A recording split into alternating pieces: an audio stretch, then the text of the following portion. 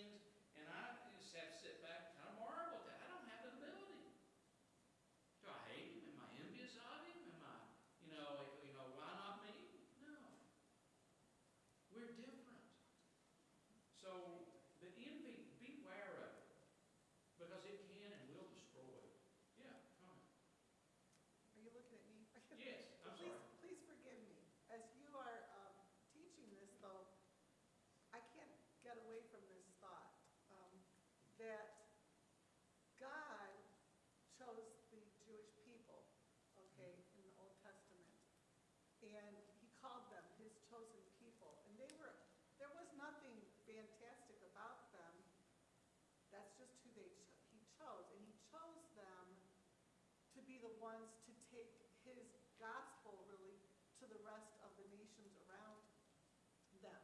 They did not do that. And would we say that God was wrong for choosing them above all of the other nations?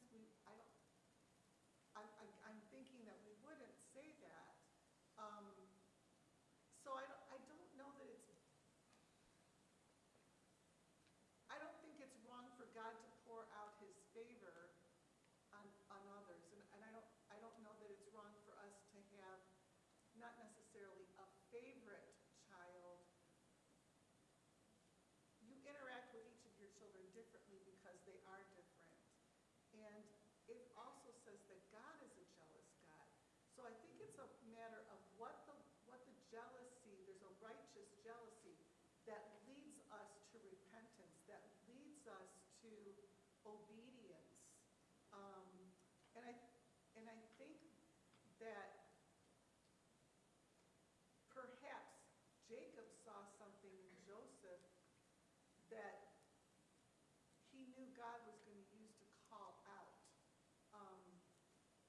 And it could be that their jealousy of him, had they been surrendered to the Lord God, it would have led them to follow after God. But because it wasn't surrendered, it had an opposite effect. And I'm not saying that that's the gospel truth. I've never pondered that before until I've been sitting here listening to this conversation. So I'm just wondering if that's a possibility. Well, you covered a wide gamut of things here as far as we can comment on. As far as God choosing, Israel, Abraham, Isaac, Jacob, the lineage through Abraham, that I see, multitudes going to come from that.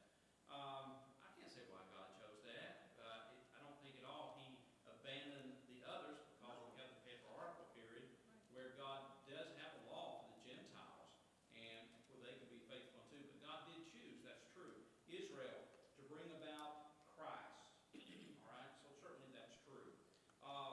As far as Jacob's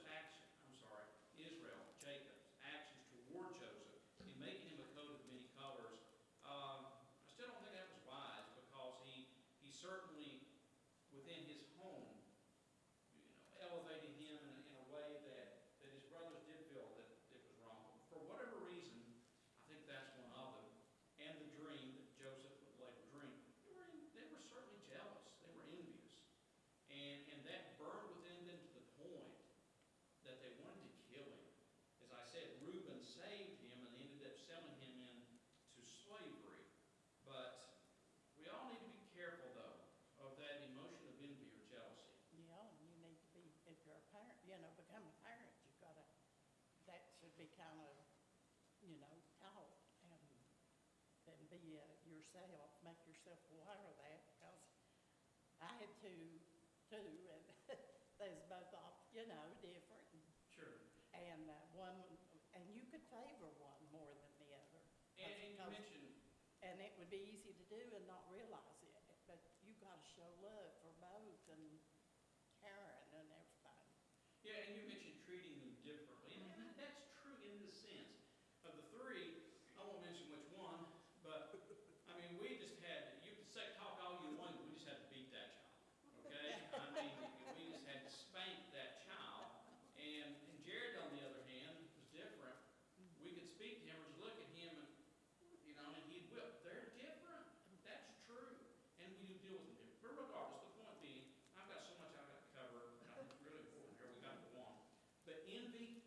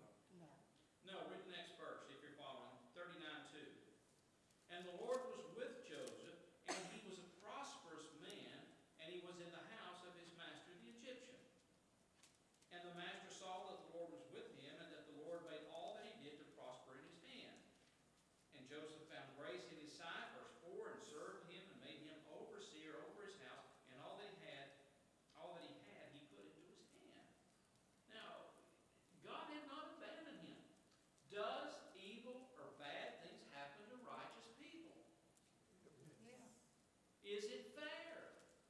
No. May not be fair, but God never abandoned you. And that's important for us to realize. All right, you know your Bible. What happens next? He sold to Joseph, to Potiphar, captain of Pharaoh's guard. There's the famine.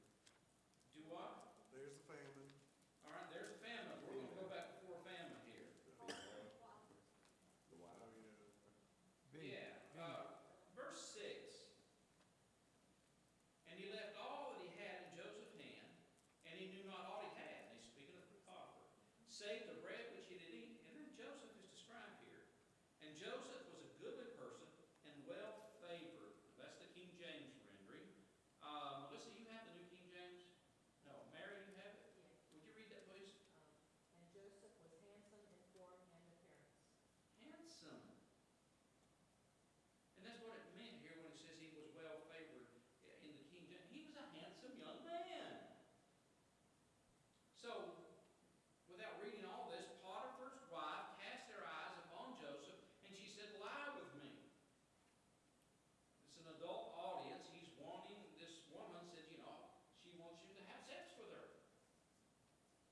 How old is Joseph? He's 12. Is he? How old is Joseph? Well, we know he's 17 plus. And I doubt that Potiphar, who would have been in this political position, typically having power to choose whatever wife he would have wanted, she probably was an attractive woman. I can't say for sure on that. But she, and what is Joseph's response to this? Verse 9. He said, there is none greater in this house than I, neither hath he, Potiphar, have kept back anything from me but thee, because thou art his wife. How can I do this? Now look what he says. This great wickedness and sin against my God. He called it a great wickedness. He said, how can I sin against my God? He had character. And I'm confident when you read on, go to verse 10. And it came to pass, as she spake to Joseph day by day, that he hearkened not unto her, to lie by her, or to be with her. This isn't just a one-time thing. You talk about a woman trying to groom a man, or trying to, you know, I don't know what, however, day by day she did this. And Joseph's character was strong. Should we believe that Joseph had, I don't mean to take this anyway, but the way I'm going to say it, does that mean Joseph didn't have any sexual desires? He's obviously 17 plus. He might have been 20, might have been 18, or might have said, I don't know. Can we just interpret, well, he just cared nothing about that? But he knew about God. And he was, you know, he was God's, I mean, he was like a child of wanting to obey God. And Yes, so and that's the if you point. have that in your mind, you're not I'm trying to going present the fact, I think this would have been a real temptation to him. Day by day, she's pursuing him, and yet that's his attitude. How can I do this great wickedness? Not only because you're his wife, or you have a husband rather, but sin against God? No. So she, if you continue reading verse 12, she caught his garment, saying, lie with me, and he left his garment in her hand and fled and got him out. So what does she do? We don't have time to read it all. What does she do? Uses that against him to say that he was making the attempt. Yeah. She lays up his jacket or his garment there. When her husband comes home, yeah, you brought this man in. Look what he tried to do. And he tried to do this and that and all this stuff. And look what you know, he's mocking us. So what happened to Joseph? Goes to prison. How would you feel? You've been accused of something you did not do.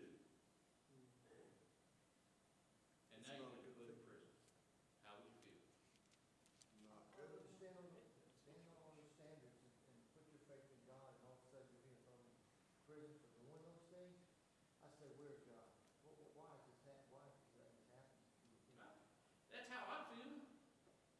I'm trying to serve the God of heaven and earth. I have convictions. I have told her no, and her no. I have fled from her. I even ran from her. I did that which is right, and now how am I rewarded? I think it would be easy for David Irie to be in that position. You talk about being down.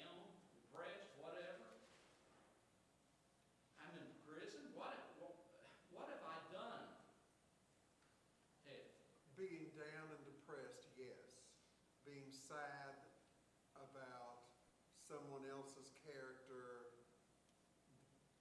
treating you the way you're being treated, yes.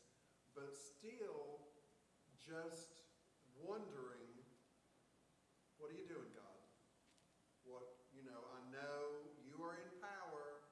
I know you must have a plan for this. I mean, that's the way I try to do and have. And God I'm sure bless you. that Joseph, in his wisdom, is thinking there must be a reason for this. Ted, I applaud you for thinking that way. I'm saying it would be easy, the temptation would be easy for us to feel down about that. Yes. Now, for the sake of time, I wish I had a bit more time.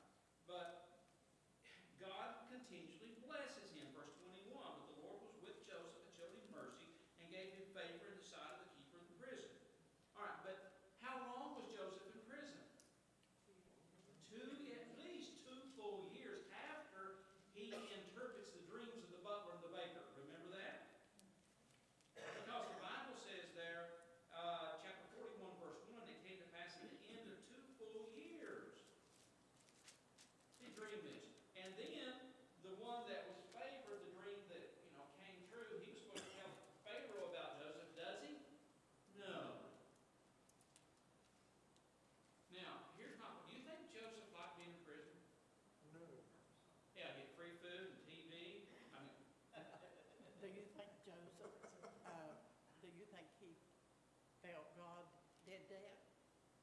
oh, Evidently at in the his time, I mind. don't know, Catherine, but my point is, he wants out of prison because he tells, he tells this one, I want my correct. Which one received the favorable dream, the butler or the baker? The butler received the favorable dream. He tells the butler, when you're restored to your position, tell Pharaoh, so I can get out of this prison. He didn't like it there. Now, fast forward, go over to chapter 50. I mean, I don't think he blamed God because he knew how, that God did, right things if you obey him. So I thought they had a hard life. I didn't write this down, it's making me angry because I didn't, let me take a second here. Later, when Joseph's brothers, they know that their father is about to die, they're afraid that he's going to all of a sudden turn on them, and here's what they tell,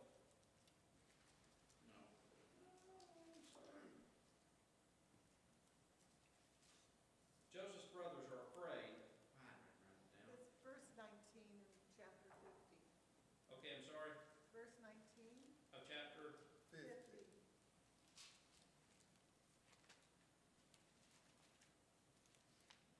Yes. All right, I need to read this, go back to where I need to start. All right, basically, let's go back chapter 4, verse 15. And you're right, that's the area. And when Joseph's brethren saw that their father was dead, chapter 50, verse 15, they said, Joseph will peradventure hate us, and will certainly repay is the idea, us all the evil which we did unto him. And they sent a messenger unto Joseph, saying, Thy father did command before he died, saying, Now this I doubt, but so shall you say unto Joseph, Forgive, I pray thee now, the trespass of thy brethren, and their sin. And they did it, for they did unto thee evil. And now, we pray thee, forgive the trespass of the servants of the God of thy father. And Joseph wept when they spake unto him. Now, look what Joseph goes on to say. And this is such an attitude. Verse 19. And Joseph said unto them, Fear not, for am I in the place of God? Now, what do you think he meant by that statement? It's not my place. Yeah. Vengeance belongs to me, Paul would say in the book of Romans. Vengeance belongs unto God, not him. And he said that's God's realm of seeking vengeance or repaying that. Look at verse 20. But as for you, ye thought evil against me, but God meant it unto good, to bring it to pass, as it is this day, to save